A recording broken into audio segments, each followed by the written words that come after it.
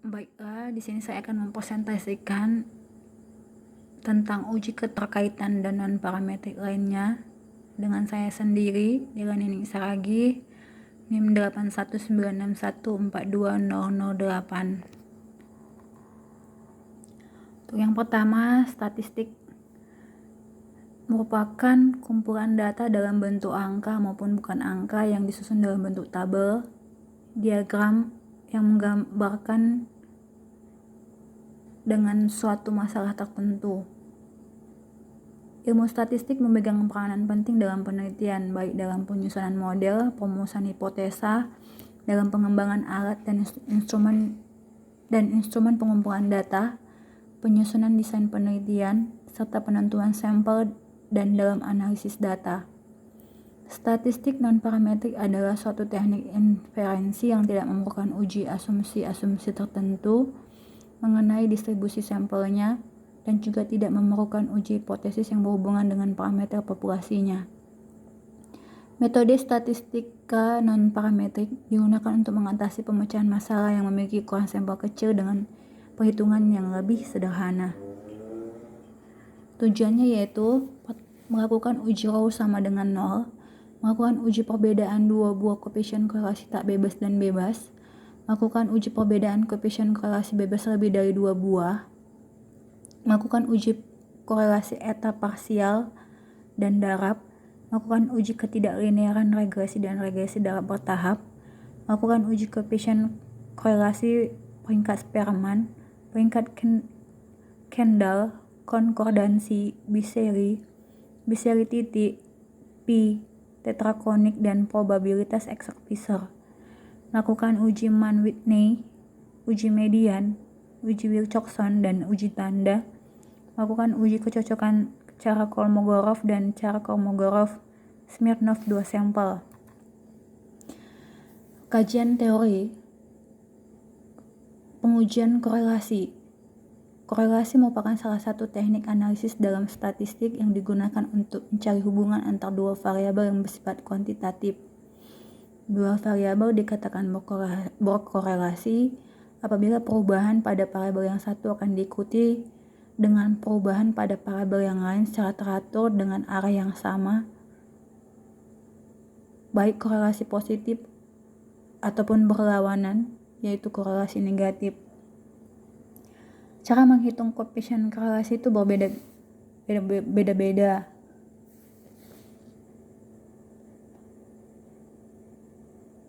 Antara lain disebabkan karena bebas tidaknya peubah, jenis peubah, dan jenis data, sedangkan adanya keanekaragaman dalam pengujian hipotesis disebabkan karena nomor tidaknya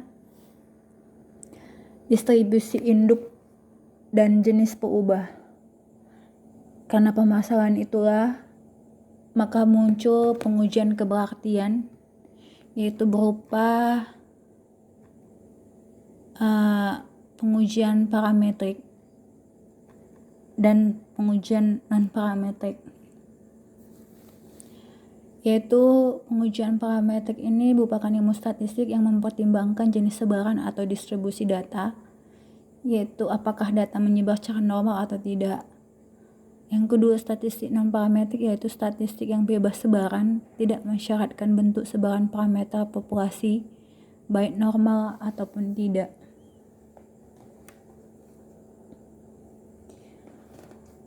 Pengujian parametrik berlaku bila sampel-sampelnya diambil dari populasi induk yang keduanya berdasarkan distribusi yang normal, yang peubahnya kontinu atau dianggap kontinu dan jenis skalanya paling tidak skala interval. Ini berlaku untuk koefisien korelasi produk moment person, sedangkan untuk yang lainnya digunakan jenis pengujian non-parametrik.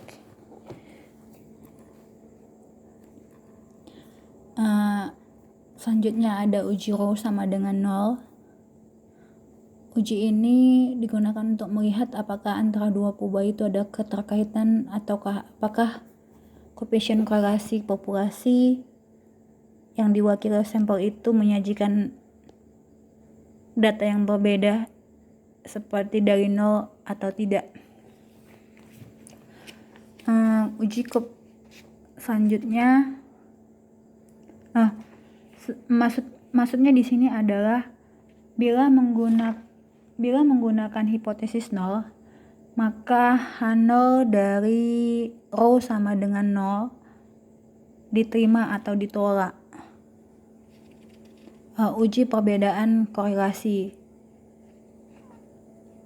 Pada umumnya, dua buah korelasi itu bisa bebas dan bisa bergantung atau tak bebas.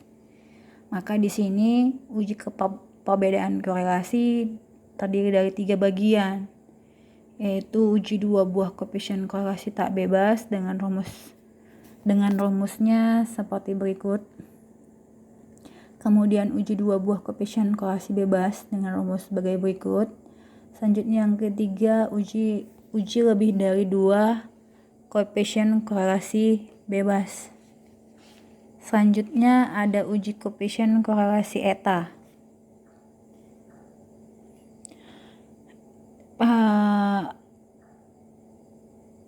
Pada koefisien korelasi eta dapat kita gunakan rumus seperti yang tertera, di mana F sama dengan koefisien eta pangkat 2 Y dikali X per K kurang 1 dibagi dengan 1 dikurang koefisien eta pangkat 2 Y dan X dibagi dengan N kurang K, di mana pengujian hipotesisnya adalah H0 dengan koefisien eta sama dengan 0. Pada koefisien eta, hubungan X dengan Y dapat dibagi ke dalam beberapa kelompok. Misalnya, contohnya yaitu bagaimana kegiatan siswa dalam menggunakan komputer untuk kelas X-nya, atau peubah X-nya. Kemudian yang kedua, bagaimana karya tulisnya, itu sebagai peubah Y. Selanjutnya ada uji koefisien korelasi parsial dengan rumus T sama dengan R12 3 menuju M dibagi dengan akar dari 1 dikurang R pangkat 2 1 2 3 menuju M per DK, dengan pengujian hipotesisnya adalah H0 di mana P rho 1 2 3 sama dengan 0. Selanjutnya ada koefisien korelasi darab, di mana menggunakan rumus F sama dengan R pangkat 2 Y 1 2 3 sampai M dikali N kurang M kurang 1 dibagi dengan 1 dikurang R pangkat 2 Y 1 2 3 M dikali M, dengan pengujian hipotesisnya adalah H0 di mana rho Y 1 2 3 M sama dengan 0. Selanjutnya ada pengujian regresi. Pengujian regresi ini ada 2, yaitu uji ketidaklinearan regresi dengan uji regresi darab bertahap. Pada uji ketidaklinearan regresi ada rumusnya sebagai berikut, yaitu di mana F sama dengan koefisien eta pangkat 2 dikurang R pangkat 2 dikali K dikurang 2 per 1 dikurang koefisien eta pangkat 2 Y X per N dikurang K. Kenapa kita pakai koefisien eta? Karena biasanya pada pengujian koefisien korelasi eta bisa saja regresinya itu tidak linear. Maka bila hubungan antara kedua peubah itu benar-benar linear, maka nilai koefisien eta pangkat 2 Y X dan R kuadrat itu sama besar. Selanjutnya untuk regresi darab bertahap, di sini menggunakan rumus F sama dengan R pangkat 2 Y 1 2 3 sampai dengan Q dikurang R pangkat 2 Y 1 2 3 sampai dengan P dibagi Q kurang P per 1 dikurang R pangkat 2Y 1, 2, 3 sampai P dibagi dengan N kurang Q kurang 1, di mana P lebih kecil dari Q dan DK1 sama dengan Q kurang P dan DK2 sama dengan N kurang Q kurang 1. Kemudian kita masuk ke uji non-parametrik koefisien korelasi peringkat. Perlu diingat bahwa walaupun uji non-parametrik ini bisa digunakan untuk distribusi induk nilai, maksudnya nilai yang utama yang berdistribusi normal, itu bukan berarti kita boleh begitu saja menggunakan uji non-parametrik. Dikarenakan pengujian non-parametrik ini memerlukan ukuran sampel yang lebih besar. Artinya dapat dikatakan bahwa uji non-parametrik itu ibarat kunci palsu, walaupun bisa dipakai di sana-sini dengan berhasil, dalam keberhasilannya itu bisa terdapat kecacatan. Di balik semuanya itu terdapat keunggulan dari uji non-parametrik koefisien korelasi peringkat. Yang pertama yaitu perhitungan yang diperlukan sederhana dan dapat dikerjakan dengan cepat. Kemudian datanya tidak harus merupakan pengukuran kuantitatif, tetapi dapat berupa respon yang kualitatif. Yang ketiga, uji-ujinya disertai dengan asumsi yang jauh tidak mengikat dibanding dengan uji parametrik padanannya. Uji yang digunakan pada uji non-parametrik koefisien korelasi peringkat dikelompokkan atas sebagai berikut. Yang pertama, uji koefisien korelasi peringkat Spearman, di mana koefisien korelasi yang diperoleh pada jenis ini yaitu memiliki dua perubahan, yaitu X dan Y, dengan skor di mana skornya itu sudah diurutkan dalam peringkat. Jadi, uji ini digunakan untuk mengukur kekuatan atau hubungan satu atau dua buah variabel. Dengan rumusnya sebagai berikut. Yang kedua, uji koefisien korelasi peringkat Kendall, di mana koefisien konkordasi, di mana korelasi peringkat Kendall ini dapat digunakan untuk mengukur kekuatan atau hubungan dua variabel.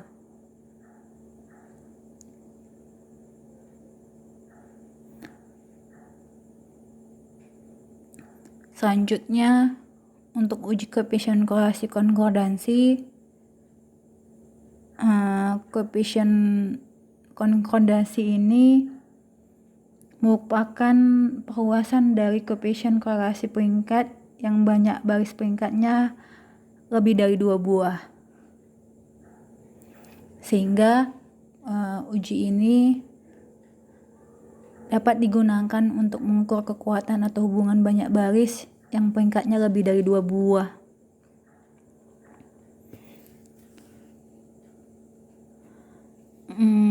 Kemudian ada uji non-parametrik koefisien korelasi perubah dikotomi. Yang pertama ada uji koefisien korelasi Bisori. Di sini koefisien korelasi Bisori itu dapat digunakan untuk melihat hubungan yang kedua perubahnya kontinu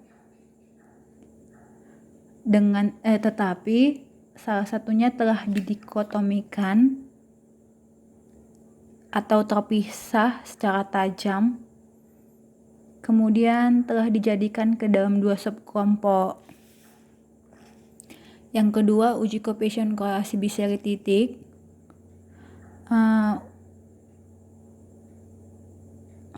Uji ini digunakan untuk melihat hubungan kedua perubah, di mana perubahnya secara alamiah dikotomi dengan skala nominal, sedangkan perubah yang satu lagi paling tidak tertulis dalam skala interval atau kontinu. Dalam menghitung koefisien korelasinya dapat memberi nilai 1 kepada salah satu peubah dikotominya dan nilai 0 kepada peubah dikotomi lainnya.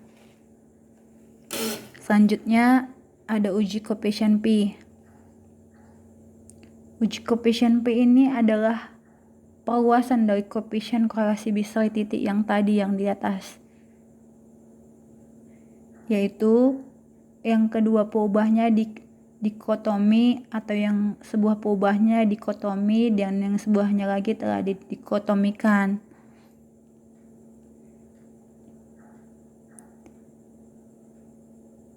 Selanjutnya yang keempat ada uji koefisien korelasi tetrakonik. Uji ini digunakan untuk pengujian hipotesis apabila terdapat dua buah peubah dikotomi yang dipaksakan. Yang terakhir ada uji probabilitas X-Fisher digunakan pada tabel frekuensi bivariat 2x2 dalam membandingkan dua sampel bebas dari dua kriteria.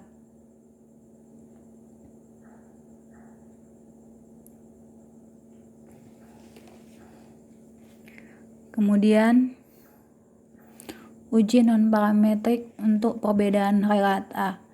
Ada 4, yaitu pertama ada uji Mann-Whitney, yang kedua ada uji median, yang ketiga ada uji Wilcoxon, yang keempat ada uji tanda. Yang akan pertama kita bahas adalah uji Mann-Whitney.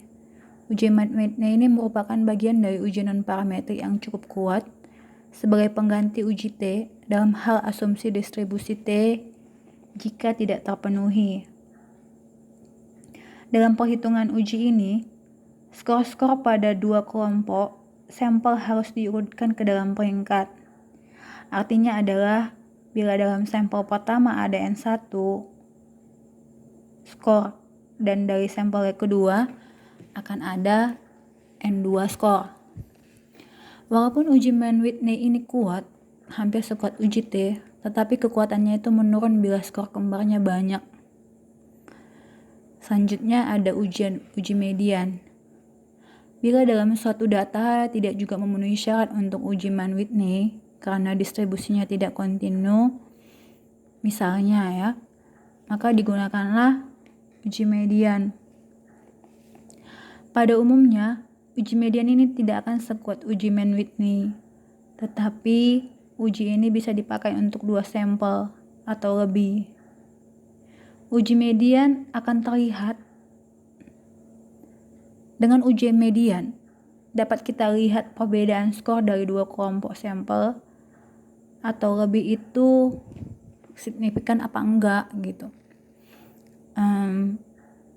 Pada uji median, bilangan-bilangan dari beberapa sampel digabungkan, lalu mediannya dihitung, kemudian bilangan-bilangan yang ada di bawah nilai median disatukan.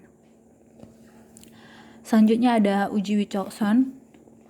Uji Wilcoxon ini digunakan sebagai pengganti uji T bila datanya tidak memenuhi syarat uji T.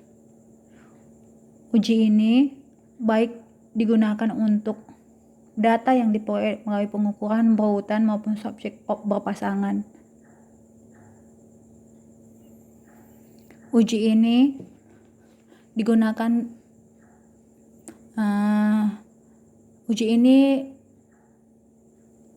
apabila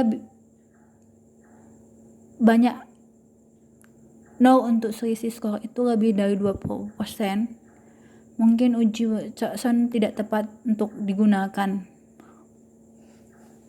Selanjutnya ada uji tanda. Uji tanda merupakan bagian dari uji non-parametrik yang paling sederhana dan dipakai bila datanya tidak memenuhi syarat untuk diuji dengan cara Wilcoxon.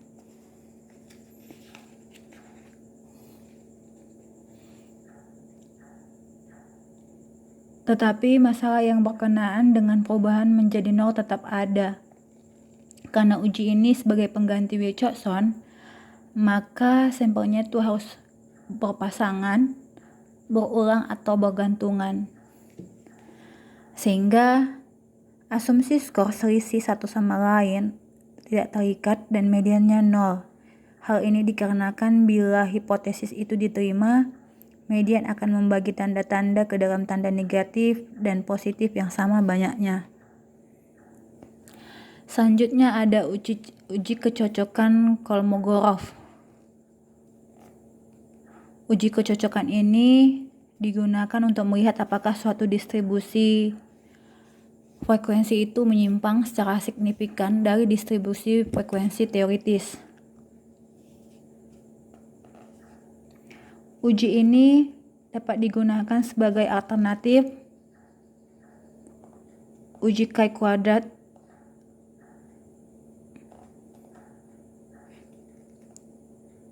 dengan chi-kuadrat bisa kontinu, bisa pula discrete.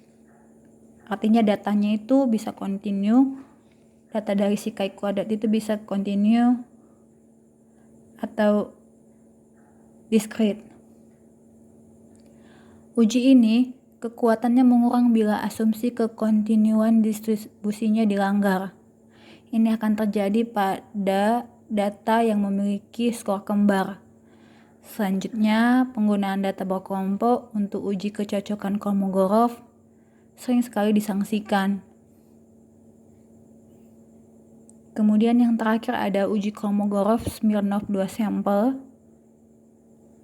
Uji ini dapat digunakan sebagai pengganti uji chi-kuadrat untuk 2 sampel bebas bila datanya berdistribusi kontinu dan bisa untuk sampel yang ukurannya kecil dan atau tidak sama.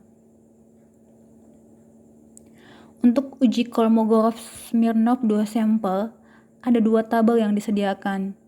Tabel pertama itu untuk ukuran yang sama. Kemudian tabel yang kedua itu bisa digunakan untuk ukuran sampel yang sama atau tidak sama. Masing-masing ukuran sampel lebih besar atau sama dengan. Dan ujinya untuk uji 2 arah.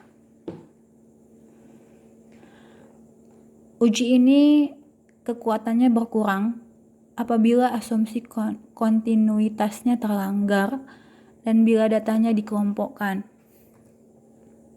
Terakhir ada kesimpulan, yaitu statistik merupakan kumpulan data dalam bentuk angka maupun bukan angka yang disusun dalam bentuk tabel atau daftar dan atau diagram yang menggambarkan atau yang berkaitan dengan suatu masalah tertentu. Ilmu statistik telah memberikan teknik-teknik sederhana dalam mengklasifikasikan data serta dalam menyajikan data secara lebih mudah. Telah dikembangkan suatu teknisi inferensi yang tidak memerlukan uji asumsi-asumsi tertentu mengenai distribusi sampelnya dan juga tidak memerlukan uji hipotesis yang telah berhubungan dengan parameter populasinya yang dikenal dengan parametrik bebas, distribusi atau statistika non-parametrik.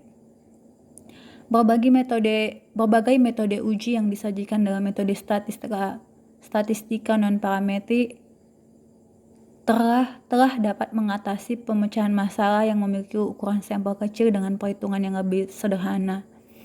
Sekian dari presentasi saya. Terima kasih.